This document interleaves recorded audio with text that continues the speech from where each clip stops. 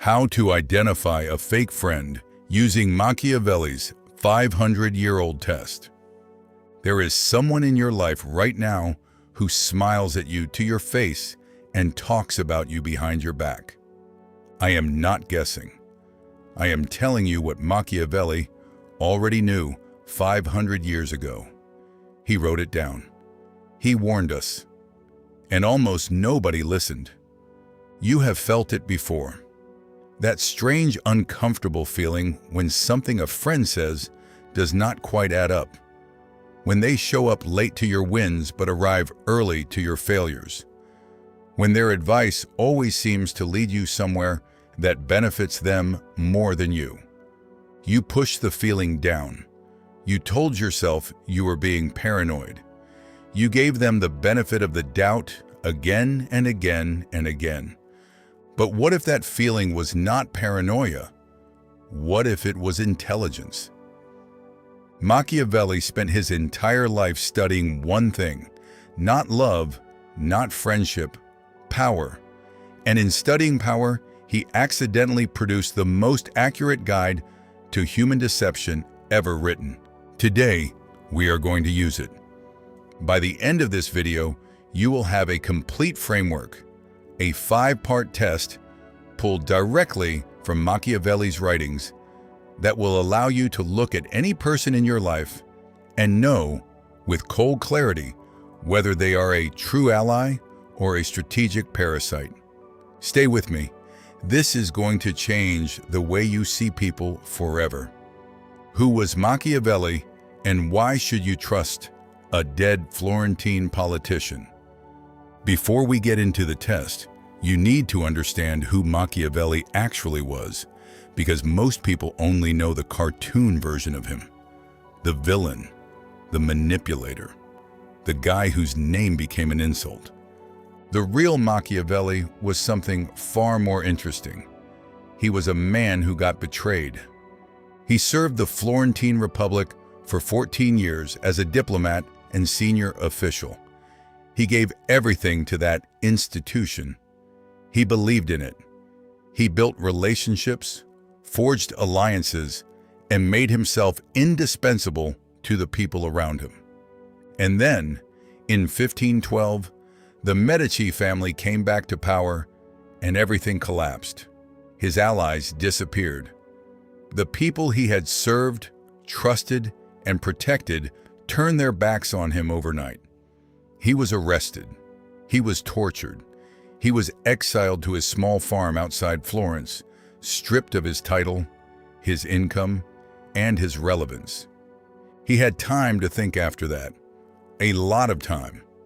And what he wrote during that exile, most famously the Prince, but also the discourses and his private letters, was not theory.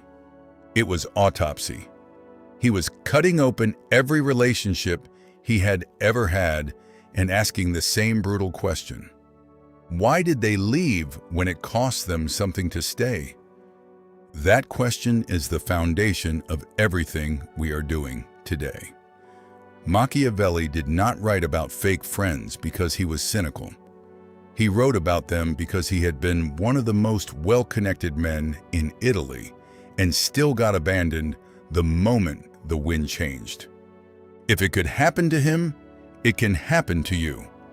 Let us make sure it does not. Read these slowly. Let them land. I am not paranoid for paying attention to how people treat me. My instincts about people are valid and worth listening to. I deserve relationships built on honesty, not performance. Protecting my peace is not selfishness. It is wisdom. I give my trust as something earned, not something handed out freely. I am allowed to outgrow people who do not grow with me. My loyalty is one of my greatest assets. I will stop wasting it on people who see it as a weakness to exploit. I am becoming someone who sees clearly, loves deeply, and chooses wisely. From this point forward, I pay attention. I trust what I observe, not just what I am told. Take a breath. Now let us continue. The core Machiavellian insight on friendship. Here is the sentence that changes everything. In chapter 17 of The Prince, Machiavelli writes that men will forget the death of their father sooner than the loss of their patrimony. In plain language, people get over grief faster than they get over losing money or status. What he is really saying is this: human beings are, at their core, driven by self-interest, not because people are evil, but because survival is wired into us at a level that is older and deeper than love, deeper than loyalty, deeper than any promise ever made. A true friend, by Machiavelli's definition, is not someone who likes you. It is someone whose self-interest is aligned with yours in a way that makes betrayal genuinely costly to them. A fake friend, on the other hand, is someone who maintains the appearance of loyalty only as long as the relationship pays them more than leaving would. The moment the math changes, they are gone. This is not pessimism. This is mechanics. And once you understand the mechanics, you can build relationships that actually hold. So how do you tell the difference before the crisis hits? How do you know right now, while things are stable and comfortable, who is actually in your corner? You run the test. The 5-part Machiavellian friendship test. Test 1. The inconvenience test. Machiavelli observed that fair-weather allies were the most dangerous kind of political partner because they gave leaders a false sense of security. They were present when things were easy. They disappeared when things got hard. And because the leader had been counting on them, their absence at the critical moment did more damage than if they had never shown up at all. Apply this to your friendships. Think about the last time you genuinely needed something inconvenient. Not a text back, not a quick favor. Something that required real sacrifice. Time, money, reputation, energy. Who showed up without being asked twice? Fake friends operate on a benefit-to-effort calculation that is always running in the background. They will absolutely help you if the cost is low and the social credit is high. They will help you move if other people will know about it. They will show up to your event if it is fun. They will be there when being there is enjoyable. But the test is not in the easy moments. The test is in the ugly, boring, costly ones. When you were sick and not fun to be around, who called? When you failed publicly and there was nothing to be gained from standing next to you, who stood there? When helping you would have cost them something real, who did it anyway? Make a list right now in your head. The people who come to mind easily, hold on to them. They have already passed the first test. The people you are struggling to remember any examples for, that silence is your answer. Test 2. The prosperity test. This one stings a little. Machiavelli noticed something counterintuitive about human nature. People tolerate your failures much more easily than they tolerate your success. Failure makes people comfortable around you. It keeps the hierarchy stable. It gives them something to help with, which makes them feel superior in a way that is socially acceptable to enjoy. But when you start winning, when you get the promotion, the relationship, the money, the recognition they also wanted, something shifts. Watch what happens in your circle the next time you win something significant. A true friend's response to your success has a specific quality to it. It is immediate. It is warm. And crucially, it does not immediately pivot to themselves. They let the moment be yours before they do anything else. A fake friend's response has a different texture. There is a half-second delay before the congratulations, like they had to locate the feeling manually. The praise comes with a qualification. That's amazing. I always knew you could do it. I mean, I almost applied for that same position, but I just didn't feel like the timing was right. Or they pivot quickly to something they are doing, as if your win triggered in a competition, they need to win too. Or worst of all, they go quiet. They like everything else you post that week, but say nothing about the thing that matters. Machiavelli would call this the silence of envy. Envy is not hatred. Envy is much more dangerous than hatred because it wears the mask of friendship right up until the moment it does not. Start noticing how people respond to your good news. The pattern will tell you everything. Test 3. The information test. Machiavelli was obsessed with information. He understood that in any political environment, what you know and, more importantly, what you say to whom, is a currency more valuable than gold. He wrote that a wise prince should be a great asker of questions and a patient listener, but he should say to the person he is asking, "Do not hold back the truth from me out of fear that I will not like it." Translate that to friendship. A real friend is honest with you in private and loyal to you in public. A fake friend flatters you in private and undermines you in public. Here's the specific test. Think about something sensitive you have shared with a person in your life. A fear, a plan that did not work out, a mistake you made, a relationship problem, a financial struggle, something that made you vulnerable. Now ask yourself, has any version of that information come back to you from a different direction? Have you ever found out that someone knew something about you that you only told one person? Because here is what Machiavelli knew about information. People share it, not always out of malice, sometimes out of wanting to seem interesting or close to you or in the know. But regardless of the motive, the effect is the same. Your vulnerability became their currency. A true friend treats your private information as sacred, not because they were told to, but because they understand that betraying your confidence would be a genuine loss to them, not just to you. A fake friend will share it eventually. Maybe they'll frame it as concern. Maybe they'll phrase it as seeking advice. But the information will move. Pay attention to what gets back to you. That trail will show you exactly who cannot be trusted with the real you. Test 4. The interest test.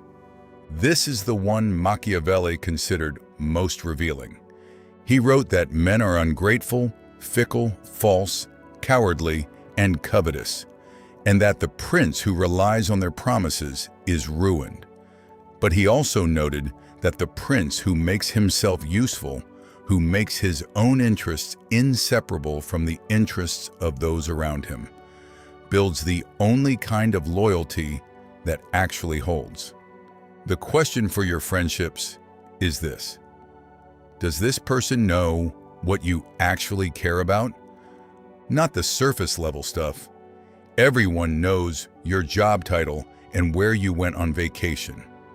I mean the real things, your actual goals, your private fears, what you are trying to build with your life, what keeps you up at night, and more importantly, do they remember those things without being reminded? Here is a simple experiment. Think of a goal you shared with someone 6 months ago. Did they ever follow up? Did they ask unprompted how it was going? When you succeeded at something connected to it, did they make the connection? A fake friend hears what you say and stores none of it. Because to store it, to actually hold your goals in their memory and check back in on them, would require caring about your outcomes as something separate from what your outcomes do for them. Real friends carry your story. They know where you were. They know where you are going. and they think about it sometimes when you are not even in the room. That is the test. Who thinks about your success when you are not around to remind them to? The number of people who pass this test is usually very small. That is not depressing. That is clarifying. Machiavelli would say, now you know who to actually invest in. Test 5. The crisis test. Machiavelli reserved his harshest words for a specific type of person. He called them the third-way people.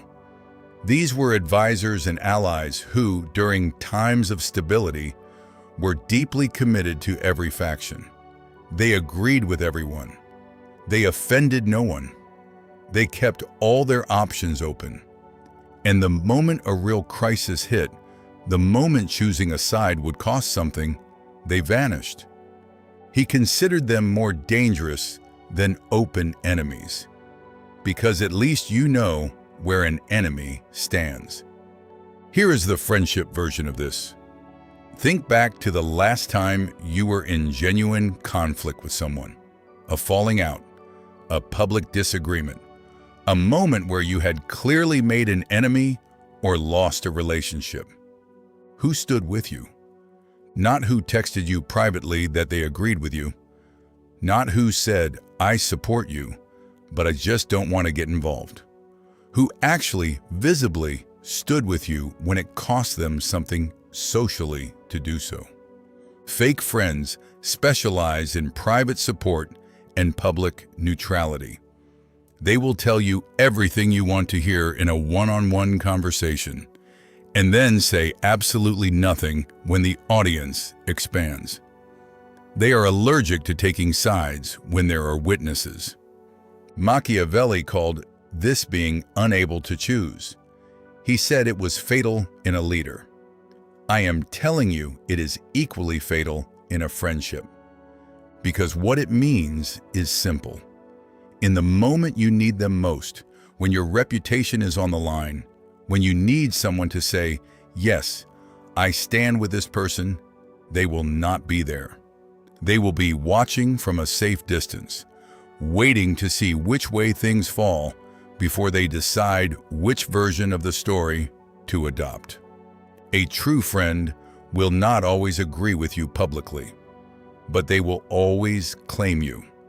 They will always let the world know that whatever happens, they are not distancing themselves from you. The people who have done that for you, who have taken the social risk of standing in your corner when it was not easy or popular, those are the rarest and most valuable people in your life.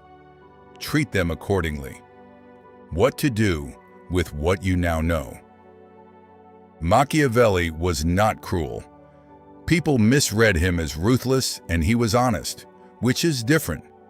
He did not advise cutting everyone off. He did not say, trust no one.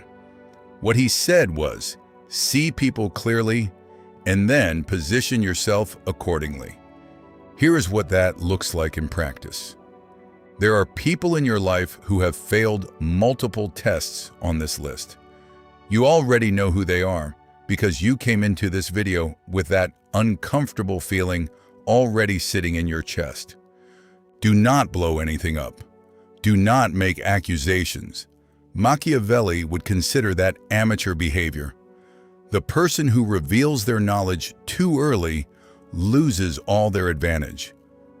What you do instead is this. You adjust your architecture. You stop feeding information to the people who have shown you they cannot hold it. Not angrily, not with a speech. You just stop. You become someone who listens more than they share in those relationships. You stop expecting the people who have never shown up for the inconvenient moments to suddenly start showing up. You recalibrate your expectations to match their actual behavior, not their best performance. You stop being surprised by the public neutrality of people who only support you in private. You note it, you factor it in, and you stop confusing their affection in comfortable moments for the thing it is not.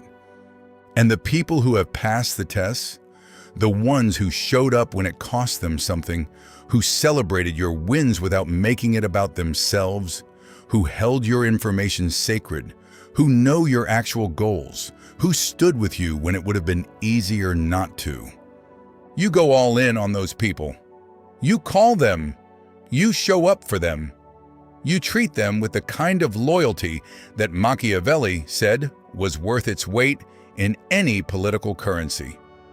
Because the dirty secret at the heart of everything Machiavelli ever wrote is this: he did not believe true allies were impossible to find. He believed most people were too lazy, too naive, or too afraid to look clearly enough to find them. You have just looked clearly. That puts you ahead of almost everyone. The Machiavellian Mirror. Before we close, there is one thing I have to say, because Machiavelli would insist on it. You have to run this test on yourself. Have you shown up for the inconvenient moments, for the people you claim to love? Have you celebrated their wins without making it about you? Have you kept the things they trusted you with sacred? Have you remembered their goals without being reminded? Have you stood with them publicly when it cost you something? Because fake friendship is not always a character flaw. Sometimes it is a habit, a pattern built out of self-protection or fear, or simply never having been taught what real loyalty looks like. The goal of understanding Machiavelli is not to become paranoid. It is not to become cold. It is to become someone who gives the real thing and who demands gently but firmly the real thing in return. You deserve relationships where the math of loyalty never needs to be calculated, where the people around you are not there because it is convenient, but because they have chosen you over and over again, even when they did not have to. That is not a fantasy. That is just what it looks like when two people who have done the work find each other. Start doing the work. If this hit differently than you expected, share it with one person in your life. The right kind of person. Someone who would watch it and immediately think about how to be better, not just about who around them might be failing the test.